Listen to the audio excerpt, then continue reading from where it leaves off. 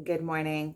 So, I want to talk about how the more that you give, the more that you get to give, the more that you create a current within your life, right? So, you could see it kind of like as a river.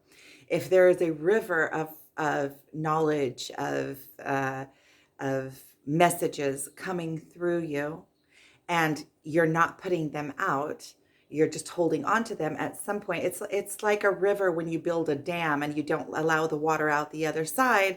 In the end, the water quits coming, and it builds a pressure within. So the more that you allow to flow through you, the more that you allow the messages, the universe, your gifts, whatever is coming through you, the more that you allow it to flow, the more that you get to give. So the more you give, the more you get, the more you give, the more you get, and you start creating this cycle. So if at first it's like water coming through a straw, in the end it starts widening, widening, widening until there is a river flowing through you, um, um, out of you. And it is this way. It's a current. It's an energy. So it's the exact same thing with anything. You could say it with abundance as well. The more you give, the more you get. And if you notice within yourself, when you are in giving mode, when you are in, you come to give and to make better the world, then you are also less stuck in your ego and your, oh, me, poor me, why me? Or you're not looking so much at yourself, rather looking at how you are contributing to the world. And it feels so much different. You don't get that self-conscious feeling. You don't you um feel like you are contributing. You don't, when you are in the momentum of giving, you don't have time for the self-pity. So it's something that, when you and it feels so good to give the gift that you have gotten to give to the world, right? Because every single one of us is an aspect of God. Every single one of us is like a different reflection or a different perfect makeup of different aspects of God that are flowing through us. And that light wants to shine through us. We want to be an expression. That is why we have this inner yearning always to be an expression, to allow that light to flow through us. And the more that we allow that light to flow through us, and we become those like reflections outwardly, we the more feedback that we give, because we are reflecting our mirror to many, many, many other aspects of God, which could be other people, other situations.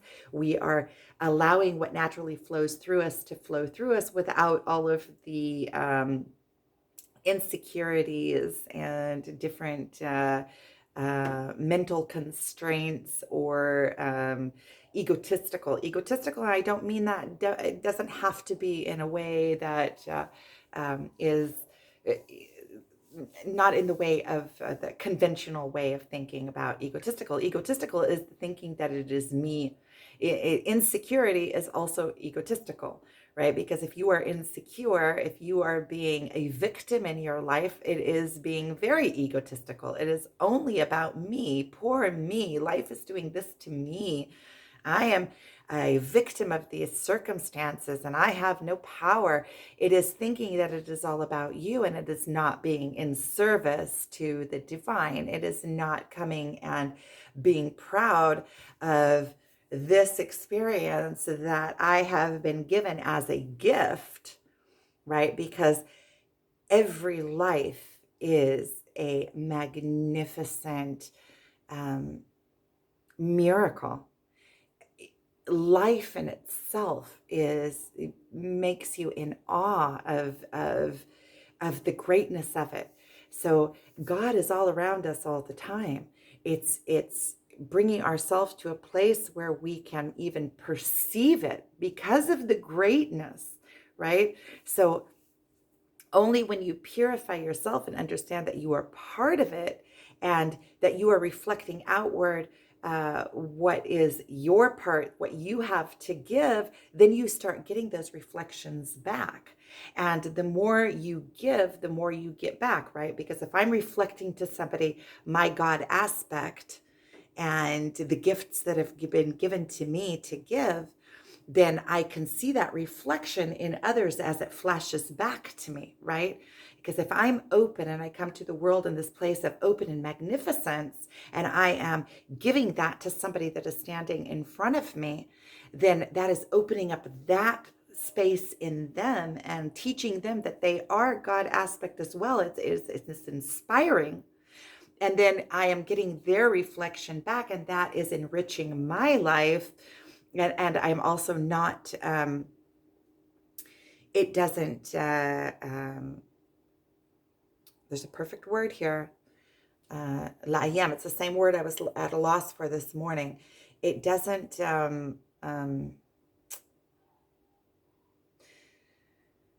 mean anything about me. So if I am always in the insecurity mode and I see somebody else that is bright and light and living life to their fullest, it doesn't wake up my own insecurities. It actually makes me curious to see, wow, what is that person doing? Look at him go. Isn't that wonderful? Look at that God aspect.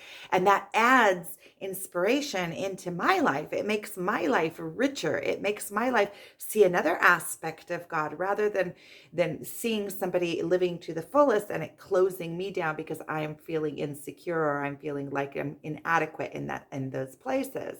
So when you come to a place and it is a place of abundance rather than scarcity, right? It's just like abundance of money or abundance of, um, abundance isn't only in money. Abundance is in everything, right? You have an abundance of knowledge. You have an abundance of friends. You have an abundance of free time. You have an abundance of money as also. It's all energy. So the lack, feeling lack in money, in friends, in capabilities and abilities, and feeling this glass ceiling that you can't go out of because your past generations and your family have never gone beyond these certain limits. So you feel limited in certain places, like you can't move around the world, or you can't have these other experiences, or you can't live the life that you want because of all sorts of limitations that you put on yourself, and you don't even realize that you're putting them on yourself. When you start removing all those constraints, you see that everything is open for you. All options are open. And then when you come into that place of giving, and it's as we go along the spiritual awakening, it's kind of a given. We get to a place along the route. Thank you for the coffee. We get to a place in this spiritual awakening where that is the next step. The next step is that you feel like you have to begin to give, because that is the next part of your spiritual awakening, of your journey. So you can see it. We are all connected as one. So, and we are all, you could see it like a net, like a network.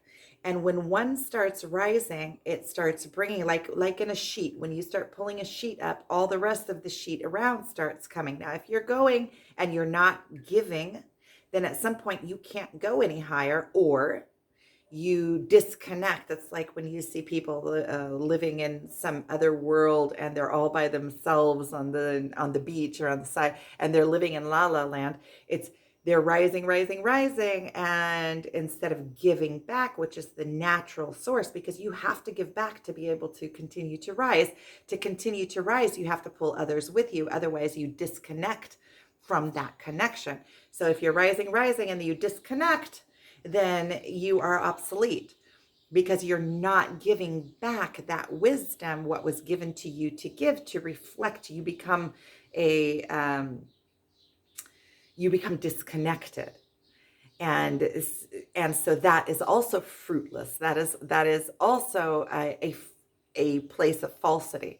So as you're rising, you are pulling with you, and that becomes a place where you feel like you have to. And also when you start giving, it feels so good. You feel like you are in the place that you were meant to be. The act of giving gets you out of thinking of, what about me? What am I going to get? It's the exact opposite. And the what am I going to get is a scarcity mode, and there is pain in that. There's a pain of lack. There isn't enough. I don't have a place in the world. If I don't fight, I'm not going to get there. It's a completely different emotional journey than, how can I be in service? What can I get? Um, where can I be? What are my powers good for? And it's not my powers, right? You realize that it is the divine flowing through you at all times. That's all it is. So I'm going to go ahead and sum this up. I think I've said enough. Thank you for watching. Sending you guys so much love, and just go out and give your power. You know, in the beginning, it might feel like, in the beginning, you might feel uncomfortable in it, but as you do it slowly, you realize that that is what you were made for. And as you ease into that, it becomes just second nature. It becomes the obvious. It becomes the natural next step. So love yourself and just go out and do it. And you can start small. Start whatever feels comfortable, just to, it's finding the energetic